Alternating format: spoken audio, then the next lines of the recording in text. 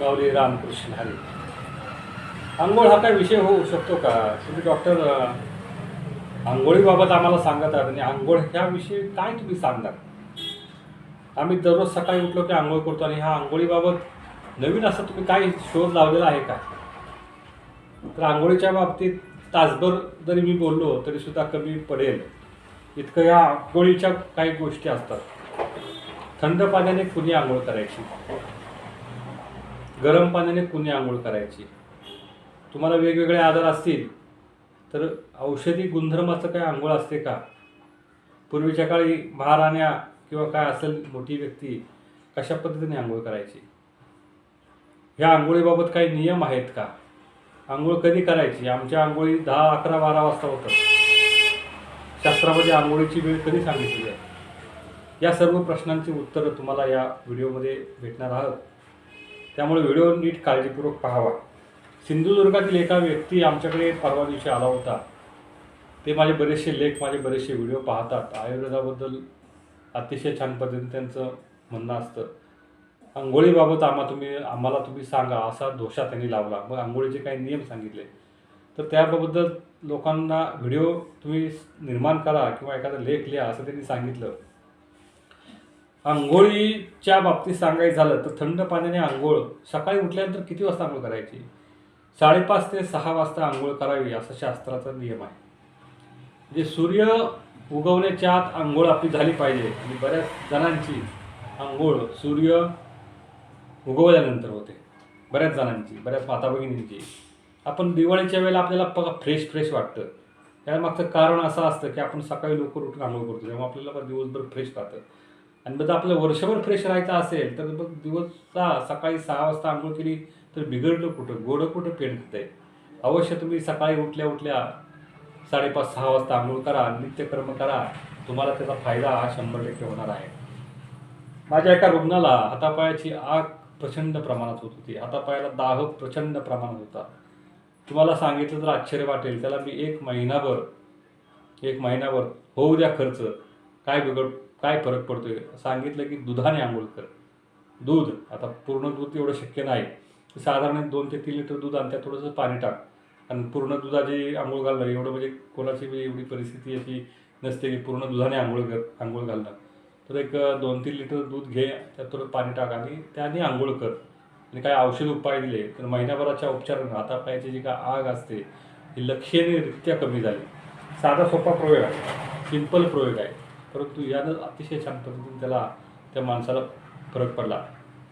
कडू पाण्याची आंघोळ हा शब्द तुम्ही ऐकलाय का हो? तुम्ही म्हणता कसला शब्द वापरताय? कडू पाण्याची आंघोळ ही कसली आंघोळ? ही आंघोळ आम्ही कधी ऐकली नाही. अशी आंघोळ असते का? काय पण तुम्ही सांगताय. काहीही सांगत नाही.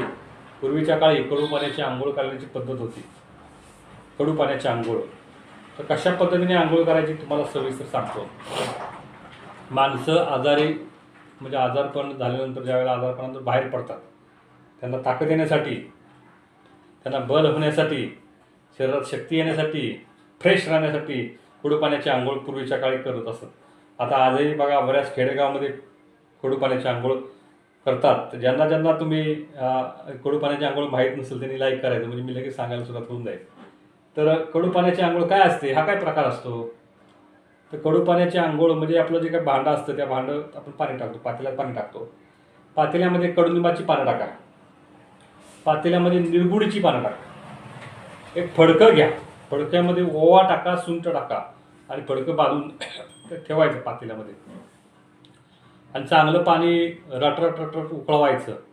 उकळवलं की ओवा आणि सुंठीचे जे काही परिणाम असतात, ओवा सुंठीचा परिणाम त्याच्यामध्ये जातात, निरगुडीच्या पानांचे परिणाम जातात, कडुनिंबाच्या पानाचे परिणाम जातात आणि या आंघोळीनं एकदम फ्रेश वाटतं.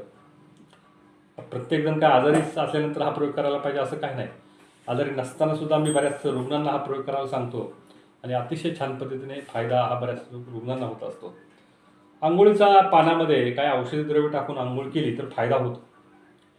हातापाय दुखतात बघा, हातपाय, कंबर यांना जर वाताचे त्रास असेल तर बऱ्याच रुग्णांना मी करंजाची पानं, करंजाची झाडं रस्त्याच्या कडेला असतात, ते करंजाची पानं पाण्यात टाकून उकळून त्याला आंघोळ करायला सांगतो. आपण सोनं घ्या सोनं आपल्या सर्व लोकांना आपटा विषयी माहिती आहे. आपल्याविषयीचा माझा एक कालच परवा दिवशीचा व्हिडिओ फेसबुकवरती जवळजवळ नाही म्हटलं तरी 24-25 लाख लोकांनी व्हिडिओ पाहिला. 25 लाख म्हणजे सोपी गोष्ट नाही. माझी अशी प्रार्थना आहे की यूट्यूबवरती माझे मोठे मोठे व्हिडिओ व्हायरल व्हावेत. त्यासाठी कारण कसं असतं मी बऱ्याच गोष्टी ह्या प्रॅक्टिकली सांगत असतो. प्रॅक्टिकली आपल्याला काय शक्य आहे किंवा प्रॅक्टिकली बऱ्याच गोष्टींचा वर्णन करत असतो. तर फेसबुकवरती इंस्टावरती सुद्धा मला 7-8 लाख लोकांनी व्हिडिओ पाहिला तो. म्हणजे आपट्याच्या पानांचा मुतखड्यावरती काय उपयोग होतो त्या अनुषंगाने हा व्हिडिओ होता. आपट्याची पानं आंघोळीच्या पाण्यात टाकून जर तुम्ही आंघोळ केली तर हातपाय दुखणं, हातापायाला त्रास असणं, संधिवात असेल, गुडघेदुखी असेल, कंबरदुखीसाठी तर अतिशय छान पद्धतीने फायदा होत असतो. माझ्या बऱ्याच रुग्णांना हा प्रयोग करायला सांगतो आणि त्यांचा फायदा हा चमत्कारिकरित्या त्यांना घडत असतो. या कडू पाण्याची आंघोळ तुम्ही अवश्य करून घ्या. थंड पाण्याची आंघोळ कुणी करावी आणि थंड पाण्याच्या आंघोळीचे काय फायदे असतात याविषयी तुम्हाला काही गोष्टी सांगतो. थंड पाण्याने आंघोळ केल्यामुळं जी काय बाहेरील उष्णता असते ती पोटात जाते, अग्नी वाढतो, भूक चांगल्या पद्धतीने लागते, खाल्लेलं अन्न पचलं जातं, खाल्लेलं अन्न जिरलं जातं. मी तुम्हाला एक आंघोळीचे खरंच फायदे होऊ शकतात का? 3 ते 4 दिवस जर तुम्ही आंघोळ केली नाही, 3 ते 4 दिवस मी काय सांगतोय नीट ऐका.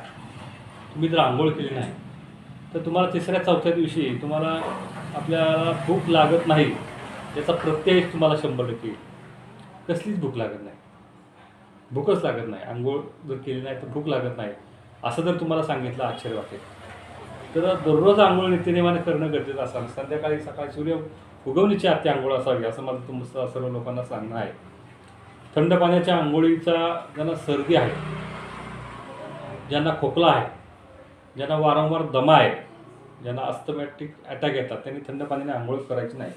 ज्यांना वारंवार शिंका येतात, सर्दी, शिंका, डोकेदुखी भयंकर असते तर त्या लोकांनी थंड पाण्याने आंघोळ करू नये. गरम पाण्याने आंघोळ ही ज्यांना नाकातोंडातून रक्त येते, ज्यांना हातापायाची आग पुष्कळ प्रमाणात होत आहे, ज्यांना हातापायाची दाह पुष्कळ प्रमाणात होत आहे, ज्यांना शीतपित्त, ज्यांना अर्टिकॅरियाचा त्रास आहे, म्हणजे अंगावरती गांधी येणं हा प्रकार असतो, त्यांनी गरम पाण्याने आंघोळ करू नये. डोक्यावरून गरम पाणी घ्यावं का? तर डोक्यावरून आंघोळ करताना गरम पाणी घेऊ नका. जर तुमची केस गळतीची समस्या खूप मोठ्या प्रमाणात असेल तर डोक्यावरून गरम पाणी घेऊ नका. डोक्यावरून थंड पाणी घ्या, म्हणजे कोमट पाणी, सोसल अशा पद्धतीने कोमट पाणी घ्या. तर कुणी आंघोळ करू नये असा प्रश्न ज्या वेळेला बरीच लोक विचारतात तर त्या वेळेला बऱ्याच गोष्टी आपल्याला सांगता येतात. आजकाल बघा, नाश्ता केल्यानंतर, विशेषतः माता भगिनी जर हा व्हिडिओ पाहत असेल, नाश्ता केल्यानंतर बऱ्याच माता भगिनी नाश्ता करतानंतर आंघोळ करतात. म्हणजे पचनक्रियेकडे सगळं लक्ष असतं शरीराचं आणि अशा वेळेला तुम्ही वरून आंघोळ केली तर गडबड होऊन जाते. त्यामुळे नाश्ता केल्यानंतर किंवा दुपारी जेवल्यानंतर लागलीच आंघोळ करू नये असं पूर्वीच्या काळी जुन्या आपल्या ज्या काही आजी आजोबा सांगायचे. आता आजी आजोबाचं ऐकते कोण? म्हणजे आजी आजोबा की बरेचशी रवानगी ही वृद्धाश्रमात झालेली आहे दुर्दैव आहे. त्यामुळे आजी आजोबा किंवा आजीबाईचा पाठवा हा अस्तित्वात पाहिजे, परंतु आजीबाईचा पाठवा हा विशेष असा त्यांच्याकडे लक्ष दिलं नाही. आजोबांचा पाठवा सुद्धा पूर्वीच्या काळी होता, जसा आजीबाईचा पाठवा होता तसं आजोबांचा पाठवा, आजोबांचा पाठवा हा म्हणजे विशेष राहिला नाही. तर माझं असं सर्व लोकांना सांगणं असतं की कुणी आंघोळ करू नये असं ज्यावेळेला सांगलं. जेव्हा जेवण केल्यानंतर आंघोळ, आता त्वचा विकारावरती वेगवेगळ्या आंघोळ आपण करू शकतो वेगवेगळ्या पद्धतीनं. तर कशा पद्धतीने करायची तुम्हाला सांगतो. ज्यांना कडुनिंबाची पानं घ्या, अडुळशाची पानं घ्या, हळद घ्या. कडुनिंबाची पानं, अडुळशाची पानं, हळद तुम्ही पाण्यात टाकून, ज्यांना खरका आहे, ज्यांना वेगवेगळे स्किन इन्फेक्शन आहेत, फंगल इन्फेक्शन आहेत, त्या लोकांनी आंघोळीच्या पाण्यामध्ये टाकून थोडंसं उकळायचं आणि त्यांनी जर आंघोळ करताय तुम्हाला अतिशय छान पद्धतीने कानामध्ये सारखा आवाज येतो, उपाय सांगा, असे प्रश्न बरेच लोक विचारत आहेत. तर कसं असतं, त्याचं बिल्व तेल नावाचा प्रकार तयार केला जातो. म्हणजे बेलाच्या फळापासून बेलाचं तेल तयार केलं जातं, तेल टाकून. ते बिल्व तेल त्याच्यामध्ये बरेच कंपन्या शेळीचं मूत्रसुद्धा टाकतात. तर हे बिल्व तेलाचा वापर कानात 2-4 थेंब टाकून परत टाकायचं, परत असं सलटी मारायचं.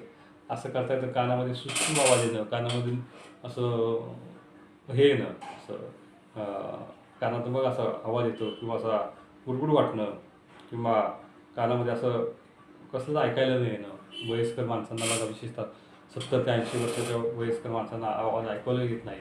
अशा याचा उपयोग केला तर फायदा मस्त होत असतो. कडू पाण्याच्या आंघोळ, या आंघोळीचे पाणी असतं बघा. पूर्वीच्या काळी राणी महाराणी या आंघोळीची पाणी टाकताना तलावाचं पाणी वापरायचं नाही आंघोळीच्या पाण्याला. हे तलावाचं पाणी हे एका जागी स्थिर असतं, वाहत नसतं. शक्यतो वाहत्या पाण्याने आंघोळ करावं. विहिरीचं पाणी हे खूप खोल असतं, थंड असतं, गार असतं. झऱ्याचं पाणी हे गार असतं. याला जर आंघोळ केली तर तुमचं किंवा पाणी पिलं तर बघा तुमची तहान क्षमते थंड वाटतं. पूर्वीच्या काळी राणी किंवा जे काही राजे रजवाडे असत ते विहिरीच्या खोल पाण्यातनं पाणी काढायचे, नंतर ते गुलाबाची फुलं किंवा काय अत्तर टाकून सुवासिक पद्धतीने आंघोळ करायचे. त्यानं त्यांना चांगला आराम पडा, त्यांना दिवसभर फ्रेश वाटायचं. ज्यावेळेला राजे असे मोठमोठेशी युद्ध करून किंवा युद्ध जिंकून येत त्यावेळेला त्यांच्या दिकमितला आपण पिक्चरमध्ये पाहतो बघा. तर अशा पद्धतीने पूर्वीच्या काळी केला प्रकार जायचा. या आंघोळी विशेष सांगायचं म्हणजे की आंघोळ लवकर झाली की नंतर मग पूजा पाठ जे काय असेल तुमचं ते करणं गरजेचं असतं. आंघोळीबाबत एक गोष्ट तुम्हाला प्रकर्षाने सांगू इच्छितो की तुम्ही घाणेरडं पाणी किंवा जे काही नळाचं दूषित पाणी असेल तर त्याने आंघोळ करू नका. त्यांना तुम्हाला खाजा येतील, खरका येतील किंवा वेगवेगळे स्किनचे आजार होऊन जातील. आंघोळीबाबत जितकं सांगावं तेवढं कमी आहे. आंघोळीच्या गोष्टी मगाशी सांगितल्याप्रमाणे ज्यांना दुधाचं नुसते आंघोळ घातली तरीसुद्धा त्यांच्या हातापायाची आग, हातापायाचा दाह हा कमी होऊन गेला. किती फायदे सांगावे तेवढे ते. तर आंघोळीबाबत मला जे जे आठवत गेलं ते सर्व तुम्हाला मी सांगितलेलं आहे. अजून बऱ्याच गोष्टी सांगता येतील.